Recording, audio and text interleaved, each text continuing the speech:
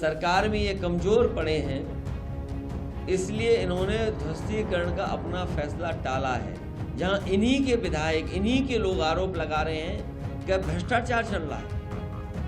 हम लोगों ने अखबारों में पढ़ा है कि मुख्यमंत्री खुद स्वीकार कर रहे हैं कि बड़े पैमाने पर दलाली चल रही है। मैं जो संविधान बचाने के लिए जो आह्वान किया था, पीडीए की लड़ाई को और मजबूत करने के लिए लगातार इन्होंने और इनके साथियों ने हमें जमीन पर मदद करने का काम किया है।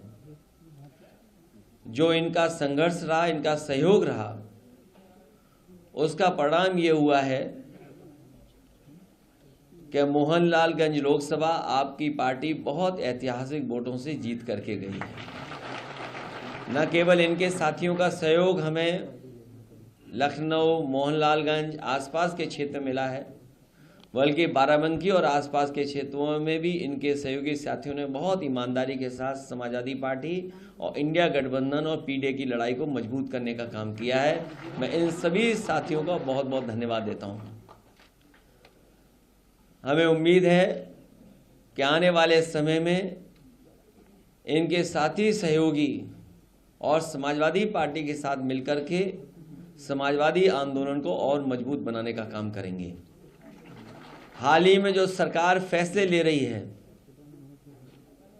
ये सरकार जो आपस में लड़ रही है, इनके फैसले भी जल्दीबाजी के हैं। जहां शिक्षकों को परेशान करने के लिए जो सरकार ने फैसला लिया कि ऑनलाइन डिजिटल अटेंडेंस ली जाएगी, समाजवादी पार्टी ने उसका विरोध भी किया। और आपके माध्यम से मैं कहना चाहता हूं, ये फैसला स्थगित नहीं होना है। स्थगित का मतलब यह है कि कभी भी सरकार इसको लागू कर सकती है। तो ये फैसला निरस्त हो, तभी हमारे शिक्षकों की असली मदद होगी। वहीं ये जहां कमजोर पड़े हैं, लखनऊ में और सरकार में ये कमजोर पड़े हैं, इसलिए इन्होंने ध्वस्तीकरण का अपना फैसला टाला है। ये फैसला ही टाला है। ये फैसला हमेशा हमेशा के लिए खत्म नहीं हुआ है। इसलिए शिक्षकों के लिए जो ऑनलाइन डिजिटल अटेंडेंस थी, वो स्थगित नहीं, निरस्त हो। और हम सावधान करना चाहते हो उत्तर प्रदेश की जनता को भी कि भारतीय जनता पार्टी के लोग आपस में लड़कर के और कुर्सी की लड़ाई में पूरा एडमिनिस्ट्रेशन खत्म कर दिया है। जहां इन्हीं के विधायक, इन्हीं के लोग आरोप लगा रहे हैं कि भ्रष्टाचार चल रहा है।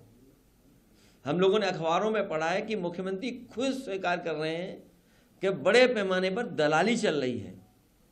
जिस प्रदेश के मुख्यमंत्री खुद स्वीकार कर रहे हों कि दलाली हो रही हो और अखबारों में बड़ा बड़ा लिखा हो कि दलाली हो रही है, तो जनता जानती होगी कि कितनी दलाली हो रही है।